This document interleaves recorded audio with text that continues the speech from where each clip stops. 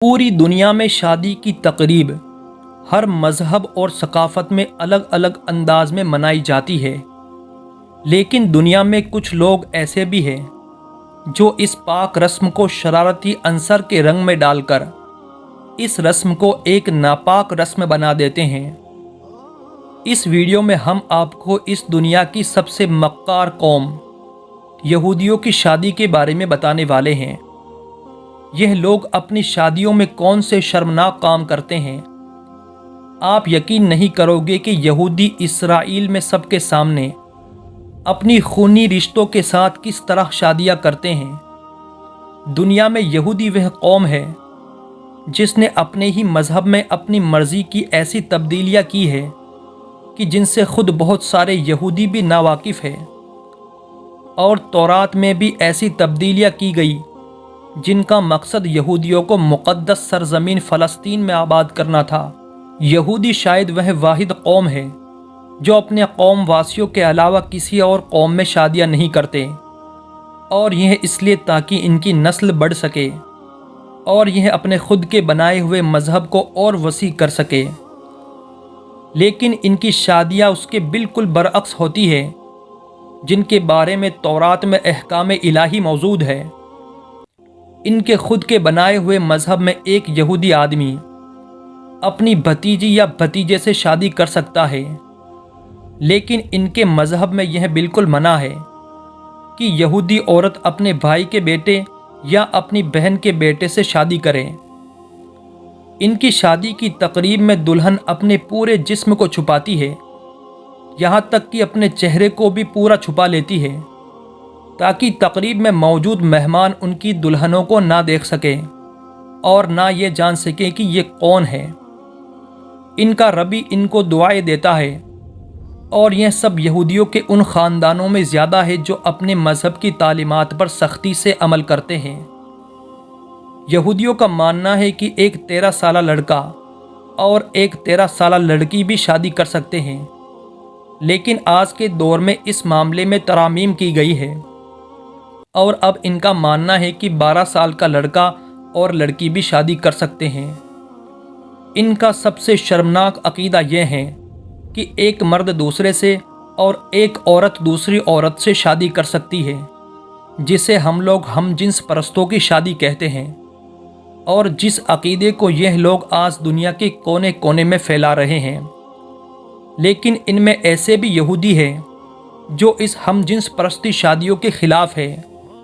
और इन्हें अपने मज़हब के ख़िलाफ़ बात समझते हैं। ज़्यादातर यहूदी दूसरे मज़ाहिब के लोगों में शादी करने के ख़िलाफ़ है, और इनका एक और अजीब व गरीब अकीदा जो इन यहूदियों ने खुद अपने आप पर मुसल्लत किया है, वह ऐसी औरत के बारे में है जिसका शौहर मर चुका हो लेकिन उसकी कोई औलाद नहीं हो। तब उनके मुताबिक उस औरत की शादी रज़ामंदी से या ज़बरदस्ती से उस फौत शुदा शौहर के भाई से कराई जाती है, और किसी और यहूदी को उस बेवा के साथ शादी करने की इजाज़त नहीं होती है। और अगर उस शादी से उनकी औलाद होती है तो तब उसकी औलाद को उस फौत शुदा शख्स की जायदाद में से हिस्सा दिया जाता है, ना कि उसके मौजूदा शौहर की जायदाद में से। कदीम तौरात में खूनी रिश्तों में शादी की मनाही की गई है,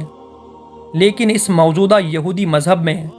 इस बात की भी इजाज़त है कि कोई अपने खूनी रिश्तों जैसे अपनी माँ या अपनी बेटी, अपनी बहन, यहाँ तक कि अपनी दादी और नानी से भी शादी कर सकता है। इसी तरह एक औरत को भी यह इजाज़त है कि वह अपने बाप, अपने भाई और अपने दादा और अपने चचा के साथ भी शादी कर सकती है। यहूदियों में यह रिवायत भी है कि ऐसी लड़की जो कुंवारी हो उसकी शादी हमेशा बुध के दिन ही की जाती है, जो इनकी रिवायत के मुताबिक ऐसा करने से उस लड़की पर खुदा की रहमतें बरसती है। एक और अजीब व गरीब रस्म जो यहूदियों में पाई जाती है वह यह है कि अक्सर यहूदी अपने शादी के दिन रोज़ा रखते हैं, क्योंकि यह इस दिन को अपने मुबारक दिनों की तरह मानते हैं, और इनका यह रोज़ा सुबह सवेरे से शुरू होकर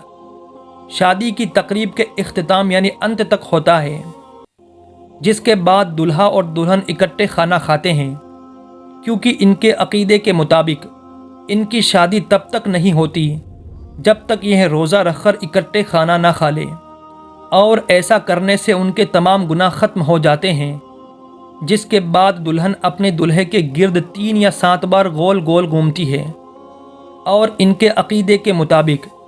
ایسا کرنے سے وہ تمام شیطانی اثرات اور چالوں سے محفوظ ہو جاتے ہیں۔ اور یہ بھی مانا جاتا ہے کہ جب تک یہ نیا شادی شدہ جوڑا شادی کی تقریب کے بعد ایک گلاس نہیں توڑ دیتا تو تب تک ان کی شادی مکمل نہیں ہوتی۔ اور اس کے پیچھے یہودیوں کا ماننا ہے کہ اس طرح کرنے سے وہ اپنے درمیان تمام حدوں کو ختم کر دیتے ہیں، اور یہ ان کے لیے ایک ثبوت کے طور پر بھی لیا جاتا ہے کہ یہ دونوں مرتے دم تک زندگی کے تمام معاملوں میں ایک دوسرے کے ساتھ رہیں گے۔ ان کا ربی ان کو شراب کی گلاس دیتے ہیں جن سے یہ دونوں شراب چکھتے ہیں یا تھوڑی بہت پی لیتے ہیں، اور ان کی بچی ہوئی شراب کو اس شخص کو پلائی جاتی ہے جو نامرد ہو اور نامردی کی وجہ سے شادی سے دور بھاگتا ہو۔ یہودیوں کا ماننا ہے کہ اس دلہا دلہن کی جھوٹی شراب سے اس کی نامردی دور ہو جاتی ہے۔ یہودیوں میں 1 سے زیادہ شادیوں کی اجازت ہے، لیکن ان شادیوں کی تعداد کی کوئی قید نہیں ہے۔ ایک یہودی جتنی مرضی شادی کر سکتا ہے، یہاں تک کہ ان کا کوئی ربی ان کی مزید شادیوں سے ان کو منع نہ کر دے۔ اگر وہ ان کو شادی سے منع کرے تب وہ شخص باقی تمام عمر کوئی اور شادی نہیں کر سکتا۔ یہودیوں میں طلاق کا بھی ایک دلچسپ عمل ہوتا ہے، اور وہ یہ ہے کہ اگر کوئی شخص اپنی بیوی کو طلاق دینا چاہتا ہے تو وہ بغیر کسی وجہ کے اپنی بیوی کو طلاق دے سکتا ہے، اور طلاق کی صورت میں وہ اپنی بیوی کو اسی وقت اپنے گھر سے نکال دیتا ہے، اور کوئی ان سے یہ نہیں پوچھ سکتا کہ اس نے اپنی بیوی کو طلاق کیوں دی۔ طلاق کے بعد یہ لوگ خنزیر، اونٹ اور خرگوش کا گوشت نہیں کھا سکتے، یہاں تک کہ یہ خود کو کسی قسم کی مچھلی کھانے سے بھی روک لیتے ہیں۔ ان کے لیے صرف وہی خوراک حلال ہوتی ہے جسے چھیلا گیا ہو، اور ہر بڑے اسٹور میں لیبل لگا کر ایسی چیزوں کو رکھا جاتا ہے تاکہ جو طلاق والے ہیں صرف وہی ان چیزوں کو خرید سکے۔ یہودی اپنے مذہب کے سوا کسی دوسرے مذہب کے شخص کے ساتھ کھانا کھانے کو بھی برا سمجھتے ہیں۔ یہ لوگ اپنی عبادت کرنے سے پہلے صرف اپنے ہاتھوں کو دھوتے ہیں اور پھر ایک بڑی چادر اپنے کندھوں پر اوڑھ لیتے ہیں، اور یہ خیال رکھا جاتا ہے کہ اس چادر کو کسی عورت نے اس سے پہلے نہ پہنا ہو، ورنہ تو وہ چادر کوئی بھی یہودی عبادت کے لیے استعمال نہیں کرتا، اور ایک یہودی اس خاص چادر کو صرف اپنی عبادت کے دوران ہی پہن سکتا ہے، یہاں تک کہ جب وہ مر جاتا ہے تو اسے اسی چادر میں لپیٹ کر دفنایا جاتا ہے۔ یہودیوں میں ایک لڑکا 13 سال سے اور ایک لڑکی 12 سال سے اپنی عبادت شروع کر سکتے ہیں، اور جیسے ہی ایک لڑکا یا لڑکی اس عمر کو پہنچ جاتے ہیں تو انہیں ان کے عبادت خانوں میں لے جایا جاتا ہے، جہاں وہ اس کی ایک باقاعدہ محفل بھی سجاتے ہیں اور خوشیاں مناتے ہیں کہ خدا نے ان کے بیٹے اور بیٹی کو اپنی عبادت کے لیے چن لیا۔ یہودیوں کے نزدیک اس چادر کی بڑی اہمیت ہے، کیونکہ ان کا ماننا ہے کہ یہ وہی چادر ہے جو تابوت سکینہ میں موجود تھا اور یہودیوں سے وہ چرایا گیا تھا، جس تابوت کا ذکر قرآن مجید کی سورہ البقرہ کی آیت نمبر 248 میں ان الفاظ کے ساتھ موجود ہے۔ اور پیغمبر نے ان سے کہا کہ ان کی بادشاہی کی نشانی یہ ہے کہ تمہارے پاس ایک صندوق آئے گا جس کو فرشتے اٹھائے ہوئے ہوں گے، اس میں تمہارے پروردگار کی طرف سے تسلی بخشنے والی چیزیں ہوں گی، اور کچھ اور چیزیں بھی ہوں گی جو حضرت موسیٰ علیہ السلام اور ہارون علیہ السلام چھوڑ گئے تھے۔ اگر تم ایمان رکھتے ہو تو یہ تمہارے لیے ایک بڑی نشانی ہے۔ یہودی دعویٰ کرتے ہیں کہ وہ اس بڑی چادر کو ایک دن دوبارہ حاصل کر لیں گے جو ان سے چھین لی گئی تھی، اور یہ تبھی ہوگا جب ان کا مسیحا یعنی کہ دجال اس دنیا میں آئے گا، اور تب یہودی پوری دنیا پر اپنی حکومت کریں گے۔ ان یہودیوں کا دعویٰ ہے کہ ان کی وہ چادر جسے ایک تابوت سکینہ میں چھپایا گیا تھا وہ اسی جگہ چھپائی گئی ہے جہاں آج مسجد اقصیٰ ہے، اور اسی لیے ان یہودیوں نے مسجد اقصیٰ کو اپنے تیسرے ہیکل کے طور پر تسلیم کر لیا ہے، اور یہاں سے مسجد اقصیٰ کو گرا کر अपना तीसरा हैकल बनाने की कोशिशों में लगे हैं ताकि उस दौरान वह उस ताबूत को तलाश कर सके और उसमें मौजूद उस चादर को निकाल सके। उम्मीद है कि आज का ये वीडियो आपको अच्छा लगा होगा। अगर वीडियो आपको पसंद आया हो तो हमारे चैनल को ज़रूर सब्सक्राइब करें। दोस्तों, हमारे चैनल पर सब्सक्राइबर बहुत कम हैं, प्लीज़ हमें बहुत ज़्यादा सपोर्ट करें। अस्सलाम वालेकुम दोस्तों।